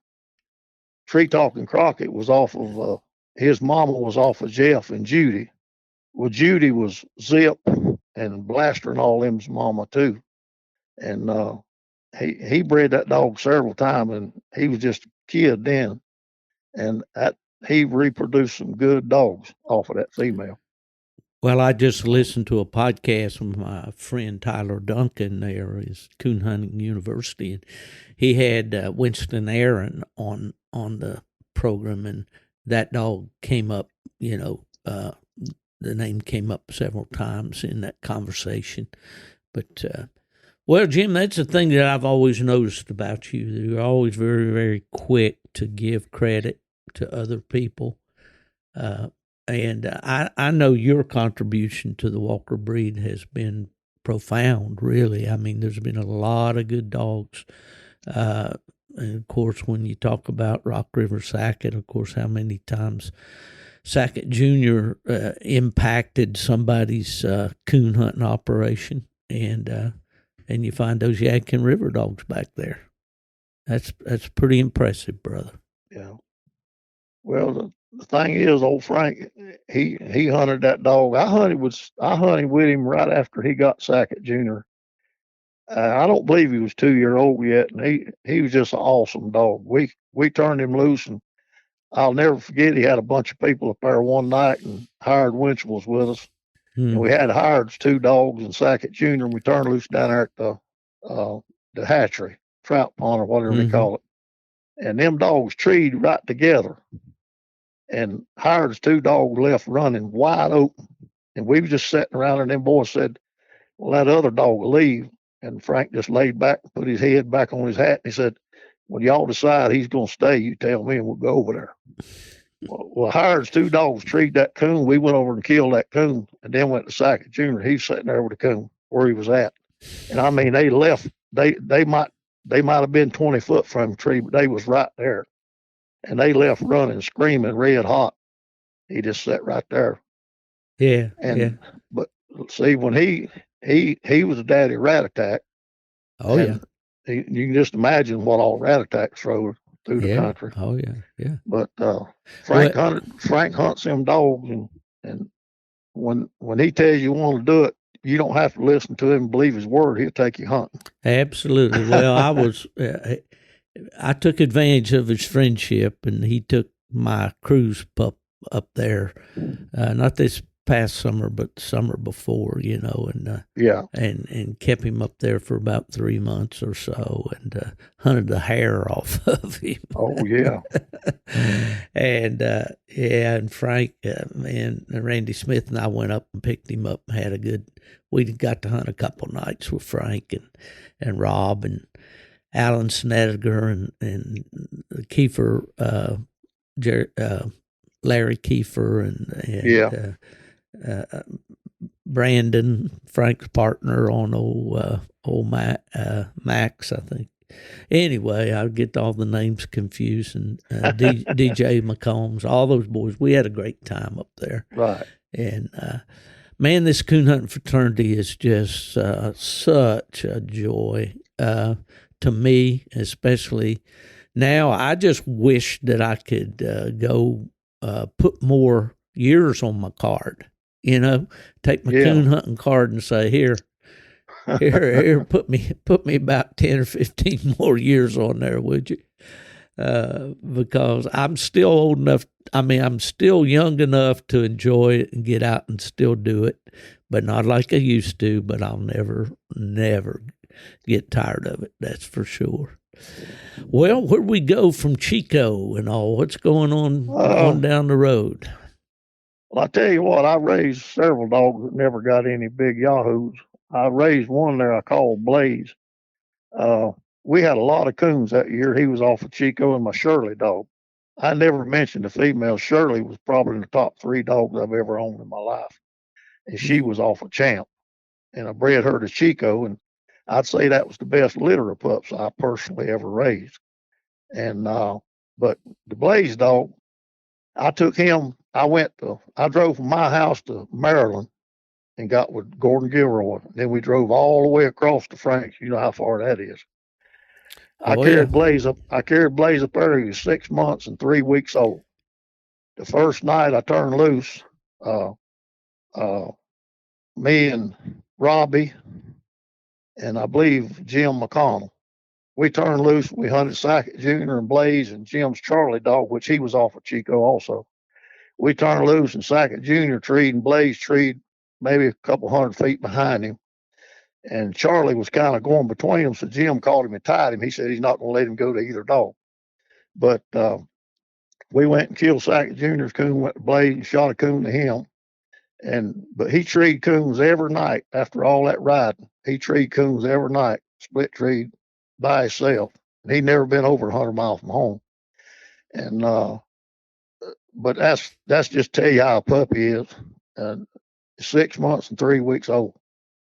And the one I carried up there before that, he was off of a female that was off of Ring's, Rock River Ring's sister, I believe, and houses Tom Tom. And I carried that pup there tonight. He was 7 months old.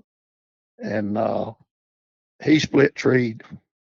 Oh, I don't know. First night he split treed maybe 100 feet from the other dog, and he was over there shooting. He just sitting right there treed. I called him Rock. He was a nice dog. I sold him. But the Blaze dog, he was a real dog, and but you can't keep them all. Right. And but I always carried pups. I had people ask me, said, "You scared to carry your coon dog to get outdone?" I said, "No, I don't care if they're outdone or not. I can go up there and tree more coon in 4 nights than I can at home in the hunting season. Why would I carry a finished dog up there? I'm carrying something up there I can do something good with, you know." Sure, absolutely. Take advantage of that coon zoo. But now, the first time I went up there, Frank had the Rink dog. I don't guess you ever hunted with him. I did not. He was off the Rock River Ring dogs, but he wasn't a real houndy dog. But now that was about as good a dog as a man hunts with. I told him, I said, "You just put me out somewhere with this dog, and I'll bring you some coons to the road." that was a real dog. Now he sold him when he got Sackett Jr. He sold Rink. But that was another good dog he had. It was off of them old stock he had. It was kind of funny to me when Frank had Cruz up there, you know, and I'd talk to him every once in a while. I didn't bug him. I just let him, you know, we'd talk about once a month. And he said, "Well, I'm not turning this dog loose around these cornfields and these easy coons. I'm putting him in that river swamp."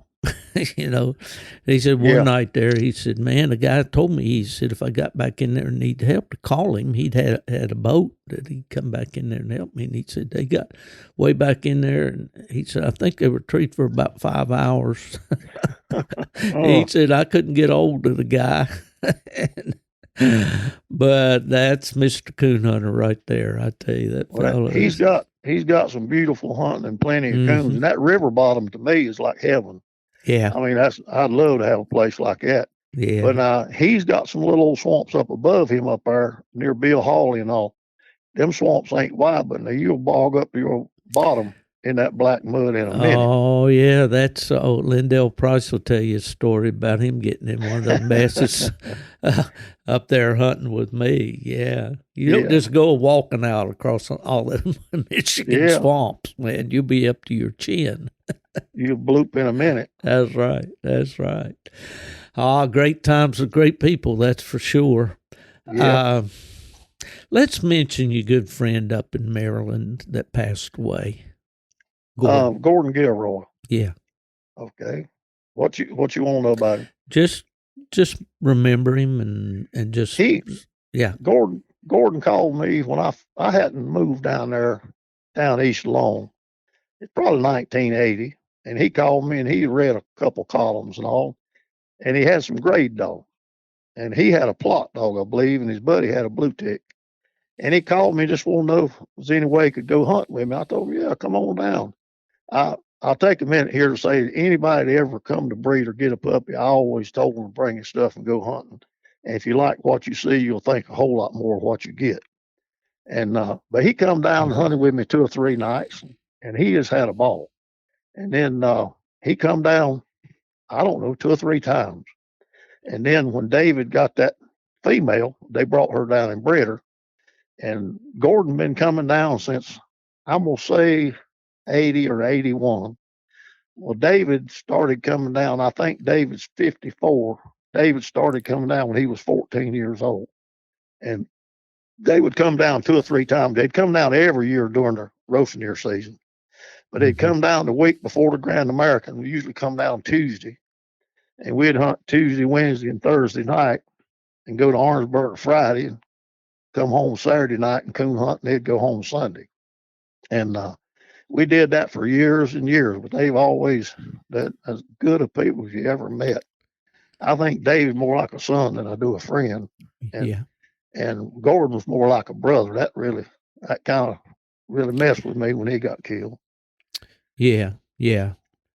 That was a tragic thing for sure. Yeah. Now David still comes down. He still comes down and goes with me once in a while and comes down and visits. Uh, and he brought his boy Tom. I think Tom's 20 now, 19 or 20, and he started bringing Tom when he was about 9 years old. And he's as tough as ever tough anybody. Yeah. Well, what have you done lately? Are you still breeding any dogs, Jim? No, when I moved up here, I had an old dog. I called him Kurt, and he was a real dog. And I was trying to hunt him down there, and it like 90 degrees and 90% humidity, and I was going to take him off a pretty quick one. You know how that goes. And the only thing that saved him was there was a little old water hole. The swamps were dried up. There was a little old water hole, and I took him in there and just kept pouring water over him. Well, it messed him up, and he finally come back around a little bit, and then he just had a heat stroke out in the yard. And I carried him to the vet, and he said, "Well, you don't really know what it's going to do to them until they get over it." And he said, "But they can't control the heat. Once they ever have a heat stroke, it's easier to have it again." He ended up having 3 heat strokes, and when I moved up here, he was like 8 or 9 years old, and you might go tonight and he might go out there and look pretty good. Tomorrow night, he just stand there like he didn't even know where he was at. And I let David take him up there. I thought he could help him a little bit with a couple of young dogs he had, but I think he was over the hill. I had his sister. She was a real dog too, and I had her spayed, and the vet messed her up. He just cut her all up inside. I took her to another vet, and he said she's just full of infection. So she died when she was 7. But I moved up here, and I had a few places to hunt. My wife's cousin, Kurt Sparks, I know you probably know Kurt. I've been hunting with his daddy since back in the 60s. And when I moved up here, I was hunting with Kurt, and he always keeps good dogs. And I had a little dog here and there. I got a dog now. It's about 10 and a half years old. I've had him since before he was 2. And he trees coons. He's got a big old hound mouth that don't carry like I like to do, but he's a good old dog, and he trees coons. But back when I was hunting real hard, I probably wouldn't have kept him out of. There'd been somebody loved to have him, but he's not a hard going dog. I ain't never bred him or nothing. He don't bother no females. He don't bark in the yard, and he comes when you call him. If you get tired of all that crap, you can call him. He'll come in. You can go home and watch TV. Pretty good dog, ain't it? Yeah, absolutely. When you get to be our age, Jimmy, that's worth a lot right there for sure. But I got me a pup, and that dog I was just telling you about. He's got every dog that I've ever had in his pedigree. All right. And I got him from Pete Barber, and he's just like I say, he's a nice old dog, just plundering around with. And I got a pup that's 7.5 months old, and he's the same way. He's all the same stock, and I ain't been able to hunt him. Deer season here, the best thing you do is stay at the house. Yeah, I've been going a little bit, but I don't like to hunt a pup with other dogs. I like to hunt him by himself till he gets fairly accurate, then take him with other dogs. Yeah. And I believe I've got something that could make something, but I'm tied up right now. He ain't gonna make it here for the next couple of months. And, well, you've got bad weather too, I imagine, don't you?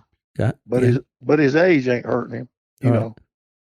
But he's gonna be a big dog. Gonna have a big old mouth. If he got any brains, it'll help. Yeah. Well, Jimmy, what I'm thinking about here is we've been at this for about an hour and 10 minutes or so. Yeah. And man, I tell you what, that we could go another hour, I'm sure. But looking back over the years that you've been coon hunting, was there any special hunts or special a special thing that one of these dogs did or impressed you, or a funny thing that happened, a story that you kind of has carried down through the years with you? Well, as far as the dogs and all that, they've all done good and bad, but a special hunts was a southeastern hunt there in Salisbury. Used to be Clint Miller was the president of the southeastern, and Hamp West, I believe, was the treasurer. Well, they live right there at Mount Pleasant, right out of Salisbury, and Hamp had a cabin there. Well, a bunch of us would go every year before the Salisbury hunt. We'd come there, and sometime it'd be 10 or 12 of us. So we had plenty of room there. We'd all bring food and sweets and everything, and we'd stay at Hamp's cabin, and we'd hunt at night and get up and go up there at the fairground daytime, walk around, talk, and shoot the breeze, and go back, have a big old supper, and hunt at night. And we did that for years. And then his son got married and moved in our cabin. But all the ground they had to hunt was cut over and posted. There's no hunting right there, and they got a trespass law now. You don't have to have it posted. All land is automatically posted. It don't have to be marked or anything. If you go on that land, you got to have written permission within 12 months of that date in your pocket. And most of these counties don't have a right to retrieve. You can't go get your dog or you're trespassing. Right. So all that land where we hunted down there, most of it's already clear cut, so that was gone. But all us boys, all us big friends, we always went down there and hunted, and that just made that hunt special. We looked forward to it every year. We'd come in from hunting, and everybody didn't go to bed. We'd sit around at 3 or 4 or 5 in the morning, just sit around shooting the breeze and cutting up and talking about stuff, And we didn't have to tree a bunch of coons. We just fellowship was what it was. Well, you would enjoy very much our group out at the White River, because that's exactly what we do. We go out there and we go out and we hunt till we get ready to come in. And it might be 12 o'clock, it might be 10 o'clock, or it might be 2, just right. Whatever feels right. And then when we come in, get a little something to eat and sit around, and the stories, everybody recapping the hunt from that night, and what the dogs did this and that coon went this and that one did that, and just the fellowship, man. I mean, that's what it's all about. Yeah, and when you talked about that just sounded like so much fun. I always enjoyed that southeastern tree and walker hunt at Salisbury. That was a classic right there. I think the first time I went to the southeastern, it was at Lexington, wasn't it?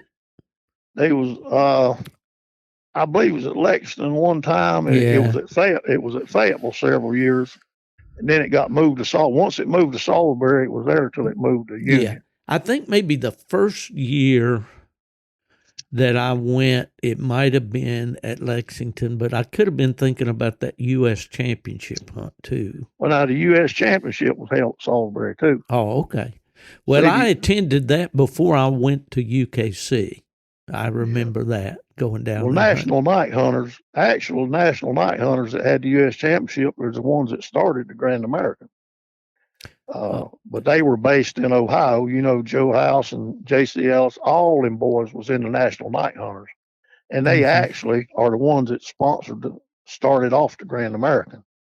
And then it went to Ohio, and it got, the numbers was down pretty low. So they moved it down U.S. here. Championship? U.S. Championship, yeah. Yeah. And but they moved it down to Salisbury. I think they did good a couple of years. I don't know why they moved it away, but yeah. Well, it was always impressive to go in that. We'd laugh about wading through the water to get in the building there, at Salisbury, and get in there, and those old salamander heaters would always give me a busting headache, But you couldn't hear nothing. No. But, man, that place would be jam-packed with coon hunters, and then the next day walking around through the dog barns and it was a great time, great time. And then, of course, Progress got a hold of that deal, and I guess they lost their parking and whatnot, and that Union is a good place for a hunt. Oh, I yeah. mean, yeah, they got plenty of room there and They got all best that. grounds around. Mm-hmm. But well, time marches on for sure. Yeah. Yeah. Well, Jimmy, I have really enjoyed talking with you today. I really appreciate you taking the time. We always seem to have I am always having some kind of little issue with the electronics, but I guess that just goes with the territory when you're my age. But I've wanted to get you on the podcast for a long time, and you certainly didn't disappoint me, and I appreciate it. And I knew you wouldn't. Yeah, I just get to talk to friends on this thing, and that's why I do it. And it's been good. Well, I appreciate you calling me. Yeah, brother, and I understand that your wife is going to have a procedure tomorrow, and she'll be in our prayers for sure. Ella and I, and we're going to stay in touch, and hopefully maybe I can slip off down when the weather gets a little warmer, and when I head up to see my mother, or maybe we can take a walk down the creek there somewhere. We'll give it a try. Jim Wildman Meeks. Oh, I never asked you, and that was one of the things top on my list. How did you get the name Wildman? Well, I started going down there, like I told you, I hunted down there in them swamps in the 60s. In fact, Jimmy Carpenter took me down there the first time, and Brack Ham's the one that owned Blaze that sold him to Leo. I went down with them. We had a place down there. We went the week after Thanksgiving, and we stayed a whole week. And I would go down there with them guys, and them guys was out there just saying, "Oh my God, what we gonna do?" I said, "Shoot, I'll go get them." I just go get them, it'd be chest deep or whatever. I didn't care. I just go get the dogs. And they said, he acts like a wild man or something. He don't act like he got no sense. And they just started saying that. I guess it just picked up. Well, it stuck with you for years, and people recognize you as that. And those columns, they're treasures, really. Anybody that kept the old issues of Full Cry. When did you stop writing for Full Cry, Jimmy? I don't remember. I think at one time I wrote for that and the Cooner at the same time. Yeah, right. And Full Cry turned into more of a squirrel hunt than a cur dog thing. Right. But, when I first started advertising, Tom's the first dog I ever advertised, and I advertised in the Cooner and Full Cry. Right. And at that time they were about the same in circulation. Yeah. And Full Cry, it'd be 200 pages, 220 pages. Sure. And the Cooner was big like that too. Of course, them days is gone. That's another thing with progress. But I started advertising them two things. I just started writing. I don't know why I started, and I don't remember when I quit, to be honest with you. Yeah. Well, I can shed just a little bit of support or give you some support on what you're saying there about those magazines. When I went to UKC in 1983, we wanted to start building coonhound bloodlines, and we only had about 3,000 subscribers. Right. And they were and there wasn't much to the magazine. It was a little thin thing, had a few rules in it, UKC policies and such, and it just wasn't much.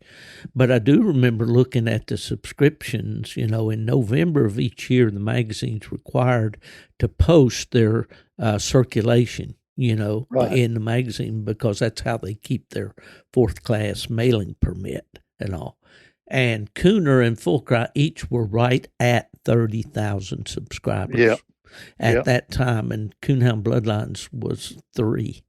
But we built it. We got Coonhound Bloodlines up well above 20,000 while I was there, and closing in on that 30. But then it kind of things just went south from there, due to the internet, no doubt. Well, I'm not trying to pat you on the back, but you made a lot of money for a bunch of people. And I'm sure they all remember it. I'm sure all of us coon hunters do too. But like I know, I don't even remember the year I met you, but I knowed your daddy, and I thought the world of him. And then when I met you, you were just like him. It's just like going on with the family. Well, I appreciate that. And, Dad, a guy gave me a real compliment the other day. He said, I listened to your podcast, and he said, I didn't realize that your voice had changed so much. You sound just like your dad. And I said, well, that's a compliment for sure. Yeah, that's definitely. I definitely would love to hear that voice again. But well, Jimmy, thank you so much, buddy, and we'll definitely be in touch, and we'll do this again. I know you got a lot of stories to tell. Okay. Well, just call me anytime, bud. I appreciate it. I will do that, Jim, and got a little closing here that I usually use as we bring one of these podcasts to a close, and if you, I kind of let the cat out of the bag, but we've been talking about them quite a bit here. The voices at the beginning of my podcast, when the truck pulls up and the window goes down and someone says, "Where's Fielder?" and the answer comes back, "He's gone to the dogs." Do you know who those guys are? Rob and Frank Giddings. Well, I'll be darned. For Rob is the "Where's Fielder?" and Frank is "He's gone to the dogs." So yeah. So, folks, that's a wrap for another podcast. Thanks to Jimmy Meeks for being on with us tonight. And as usual, if they ask you where's Steve Fielder, just tell them he's gone to the dogs.